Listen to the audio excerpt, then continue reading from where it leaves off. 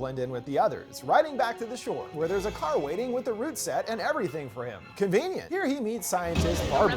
When seeing him, she remarks how a vest and clipboard can get you in anywhere. Not anywhere, he grunts at the locked door. An obscure Tenet, he responds. And as was told, the word opens literal doors for him. He wants to find out what they're doing as well as what threat they're actually facing. Trying to prevent World War III, she gravely states. A nuclear holocaust, he asks? Nope, worse. She raises the shutter to a gun range and tells him to pull the trigger, but finds it empty. He does so anyway, and the bullet reverse fires. How? He stares stupefied. She explains one bullet is like us, traveling forward in time, while the other is going backwards or inverted. The entropy inverse, she believes, is caused by radiation triggered by nuclear fission. Apparently someone is making them in the future and sending them back to us. She asks him to try it out, first dropping the bullet and puts his hand out, the bullet flying back into his hand. Due to the bullet actually running backwards in time, he's still baffled, wondering how free will comes into play here. Her saying the bullet wouldn't have moved if he didn't put his hand there.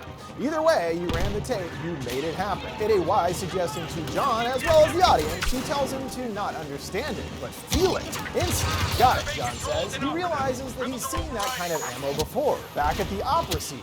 Her calling him exceedingly lucky, as an inverted passing through his body would have been quite deadly. He's still confused, not exactly seeing Armageddon here, and she expands further on the concept, as you can potentially invert pretty much everything, such as a nuclear weapon that affects the future. Thusly, an inverted one could affect the past. So his next step is to find who is responsible for making the inverted bullets. Heading to Mumbai to meet an arms dealer called Singh, but can't do it all on his own, making a call to get some backup, and meets the mysterious, charismatic Neil. He orders a drink for both of them, Diet Coke for John, as he doesn't drink on the job, he says. John mumbles that he prefers soda water. No, you don't, Neil smirks. You know him already or something? They discuss a method to get into his high-rise apartment, using a bungee jump system of sorts. They set up a launcher device with winch and line attached.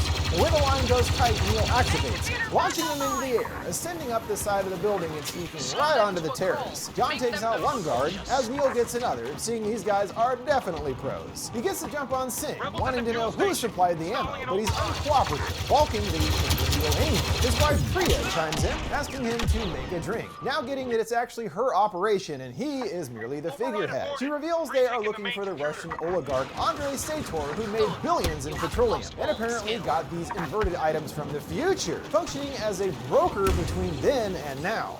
Well, then and now. Anything that goes into record speaks to the future. Receipts, bank accounts, all these things leave a trail to be later discovered. The real question, she says, is can the future speak back? Getting to Sator will prove quite difficult, which it will take a fresh-faced protagonist to do so. But luckily, he's fresh as a daisy, and she provides him with another contact in British intelligence. There he meets Crosby, Michael Caine, in his obligatory Nolan film appearance, who has more info on Sator as well as a way to get to him. He brings up Soviet-era secret cities. One's not on a map that were home to sensitive industries, one including Sator's hometown. There was some kind of accident there, after which it was utilized for underground tests. 2 weeks ago, a detonation was spotted where the town was. Sator emerged from this blank spot with ambition and enough money to buy his way into British establishment. To his wife, John questions. He tells him that they are practically estranged, and that's the way to get to him is through her. They have one of 2 fake art pieces, the other one turned up at his wife Kat's auction house, and Sator bought it. Did she know it was fake, John wonders, but it's hard to say. The rumor is she and the fake artist are close. He tracks Kat down to her son Max's school and makes an appointment with her, telling her that she's supposedly the person to see about Goya.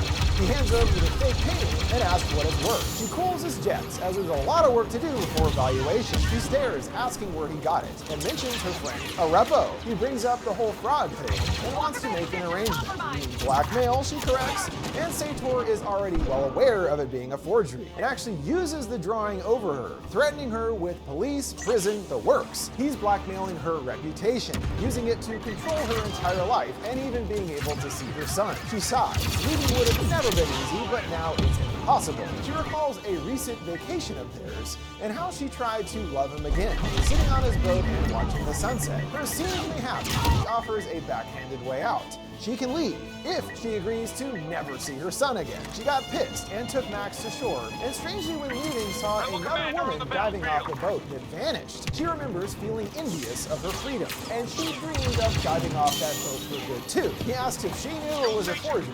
She admits that she didn't, and basically failed. He's confused that he let a repo walk free, but she tells him, no, he's not walking anymore, he's dead. John confused as he talks to him on the phone. Well, guess not, buddy. And he asks her to get the other drawing, and that can maybe be her second chance, as some of Sator's goons take a seat. Don't worry, they won't kill you, she assures him. He gives her his number with a kiss on the cheek, telling her to not call from home. She groans, you won't take my calls. Might surprise you, he yells back, getting escorted to the kitchen by the dudes. He jokes that he ordered his hot sauce an hour ago, and proceeds to beat the crap out of every single one of them, smashing one's head into a pantry fridge, and kicking another dude down the stairs to outside. Kat witnessing this before being driven away. Like, hey, maybe this dude could help after all. Back at Max's school, she starts to dial, and John is already there.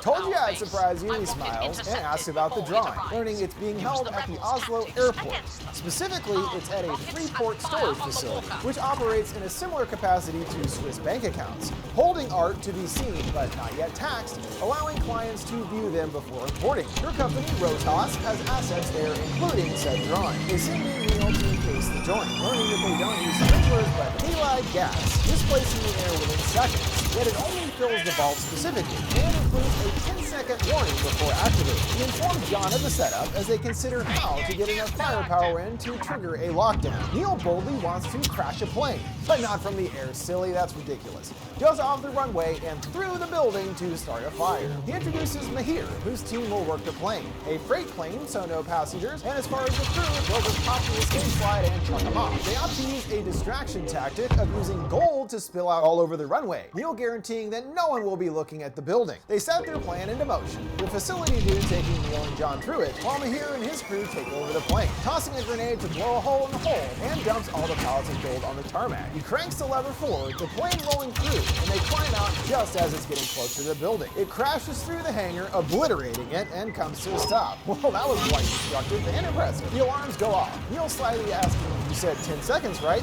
And the dude bolts. They pull out lockpick kits as the room fills with gas, and make their way through several doors out to the corridor. They find the Rotas logo, one keypad blue and one red. John cautiously steps inside, noticing bullet holes in the glass. Neil wonders what happened here. John clarifying it hasn't happened yet. He picks a gun up off the ground and hears a sudden whoop coming from an odd machine in front of him, which we learn are known as turnstiles. A man in full tactical gear leaps out, the two struggling and fighting, seeing that he's moving in reverse, meaning that he has been reverted thanks to the turnstile. His assailant doing some wild backward moves that make their fight really weird looking. Neil comes across another, or perhaps the same man, and removes his mask. A moment of familiarity washes across his face as he runs away. John wrangles the gun cap, and just about to shoot, Neil comes in warning not to kill him. He demands to know who he is and how they knew that they would be here. But before he can interrogate further, out of nowhere he's sucked out under the door, but again inverted. More services arrive and Neil and John play unconscious, allowing them to get away without any consequence. Yet they were unable to find the drawing, which was the original point of the mission. Damn backwards dude, you blew it! John meets with Priya in search of answers, and she believes the antagonists were one and the same, one regular and one inverted via the turnstile, which was given to Sator by the future. For what? He questions, and she wants him to figure it out. She posits a setup for Sator. What if they had something he needs? Specifically, plutonium-241. It's currently in the hands of Ukrainian services and is moving in a week, giving them a chance to get it. John finds this unacceptable. He's just gonna take all these bad guys out. She's adamant that they need him alive, as they have to stop Sator, as well as some kind of attack coming from the future. And only Sator can help them understand how. He meets up with Kat, her curious about the drawing, him joking he didn't think that she'd want it back, and asked her to sit tight. For now, he's going to be posing as a diplomat, giving a cover story of where they met. He offers to give her a ride back to the yacht, her worried as Sator might think they're having an affair. Then he'll definitely want to meet me, he shoots back. Or kill you, she responds. He takes his own speedboat there, seeing Sator watching in shadow above. And it works just as they thought. He immediately is all, oh, who's the American? A friend, she tells him casually. The man you try to have beaten up. And uses John's cover story of him being a diplomat. Quite good with his fists for a diplomat, he chuffs. She's looking for her boy. Sator telling her he sent him off to Pompeii. Even though she was supposed to be with him, he excuses, well, you're busy with your friend. Sator, you're a big meanie. John arrives at dinner and finally gets a chance to meet Sator in the flesh. But he quickly cuts to the chase, asking if he slept with his wife yet. No, not yet, he shouts back. He then threatens him in an elaborate way, asking how he wants to die, telling him he's going to cut a hole in his throat and stuff his balls in the hole. Complex, John mutters, asking if this is how he treats all of his guests. We're finished, and he signals his goons, but when John asks if he likes opera, he's got another hand to play. And with this, Sator asks him to come to the dock the next morning. Phew, that was close, almost got the throat ball special. Later on the yacht, Kat laments wanting to take Max back to London as he missed too much school, but Sator is focused on the infamous drawing, which we learn he has procured. It revealed to Kat under a close to the surprise. Turns out he got to the vault before the heist, smiling that he has an instinct about the future, talking all of his success after this. Well, you're kind of cheating. They all meet up for some windsurfing and to discuss business. John bringing up about the missing 241 that was taken from a nuclear warhead that surfaced at the Opera House on the 14th. He proposes a partnership, and Sator is lukewarm on the prospect, believing him to be an intelligence agent. Their negotiation is cut short when a distraught cat severs Sator's line, preaching to see you in hell as he flies into the water. John knows that he can't let him die and circles back to save him to Kat's chagrin, asking why did he do that. He reveals a bit more about the bigger picture here, and that her husband is much more than an arms dealer, and holds all of humanity's lives in his hands.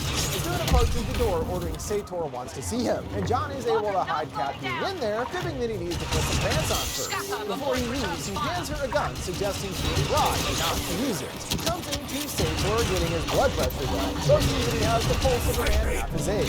Sator scoffs, well, seems I owe you my life, but John sticks to business about the plutonium. And Sator remembers his experiences as a youngster. A part of a warhead exploded, and the government needed people to find it. He was given the first contract to excavate because literally no one else signed up due to how dangerous it was, and even cuts out his own dude, taking the creed that one man's death is another man's possibility for life. He invites John to stay the night, and Sator returns to Kat, putting away her new gun and hopping into bed just as he enters. He appears as he intends to kill her and throws a pillow at her. She cries, why didn't he just let her go? And understanding more about Sator spits, if I can't have you, no one can. She warns that if she screams, John will come, but they're interrupted by a crony, breaking the tension, and Sator awkwardly leaves as there's more pressing matters. A helicopter lands, John spying on the scene, and watches as they carry off a large crate. Seeing in the engine room, it's stocked with inverted gold, no doubt famous for the future. One dude tries to sneak a brick, and shamelessly hands it back, but a merciless Sator elects to beat him with the gold instead. Hey, at least it's a classy way to die. Gold in the face. Luxury death. John is sucker punched by a guard and brought to Sator, asking who he really is. John states that the CIA is responsible for 2/3 of the fissile material market, but that's usually buying, not selling, Sator states. He tries using his Twilight Time code phrase, but John plays dumb, calling the word beautiful and asking who the author is. He isn't playing around, telling him the next warning will be a bullet to the brain. And ever-cool John requests to let him go. They'll spring the 241 and pay him off, adding a wrinkle that his wife must do the exchange. Sator reluctantly agrees, but won't be in contact, tossing him the bloody gold bar as if it's payment for the job. Thanks. He and Neil figure out his system of the future. He buries these time capsules and transmits the location to them, and digs it up to collect the inverted material sent in a place that won't be discovered for centuries. Complicated, making it also occur instantaneously